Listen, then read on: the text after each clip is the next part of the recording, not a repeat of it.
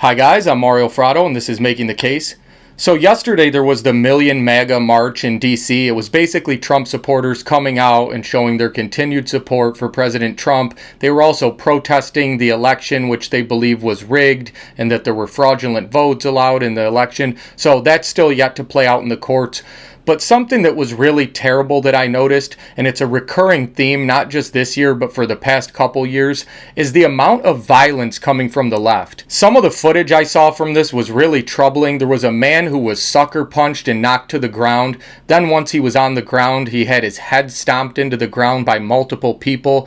Then there was another couple that was running. The woman was crying and they were being chased down. There was a man with his wife and children chased down and harassed. People had water thrown on them and they were kicked. There was also a man who was riding a bike, and I think he was an elderly man, and he was thrown off his bike and robbed. So we just saw a lot of this stuff, and there's really no outcry from the mainstream media about this. This stuff is becoming increasingly acceptable behavior by those on the left, and it's because those on the right have been demonized as racist, sexist, homophobic, and called Nazis, so anything that's done to them is pretty much acceptable at this point. Even though the Republicans have been electing more women, more minorities, there's tons of gay activists now on the right that are totally welcomed into the party. The truth doesn't get in the way of the liberal narrative. But the problem with this whole punch a Nazi mentality that's going on the left is that they keep broadening the definition of who's a Nazi. At this point, if your grandmother voted Republican,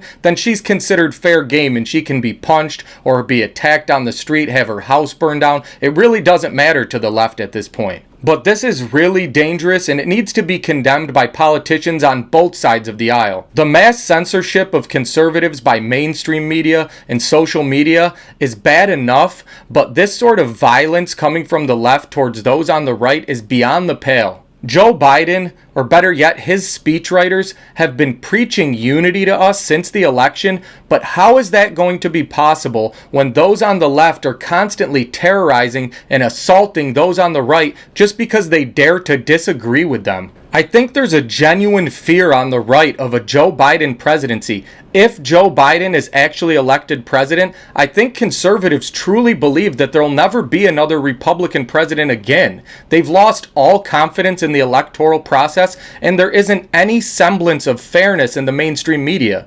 It's not really up for debate at this point that if the roles were reversed and Trump was being declared the winner right now by the media, but his supporters were out stomping the heads of Joe Biden supporters into the ground, there would be outrage everywhere. There'd be no way that the media would be ignoring this stuff. But because the violence is mainly coming from the left and the victims are Trump supporters, the media is silent on this. I mean, think about it. They're saying Biden won. Shouldn't they be out celebrating his supposed victory right now? But they have so much hate inside that they can't accept the fact that there's people out there who actually hold beliefs different from their own.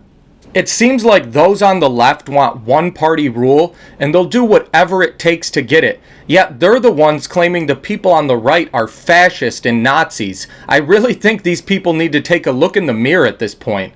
Well, that's all I have for right now, guys. I'll try to do a live stream later in the week and give you some updates on what's going on with the recounts and the lawsuits going on across the country. But for now, please be sure to like, share, and subscribe. I'm still being censored. I'm having subscribers taken away, so you guys can really help me by sharing this content. Thanks, guys.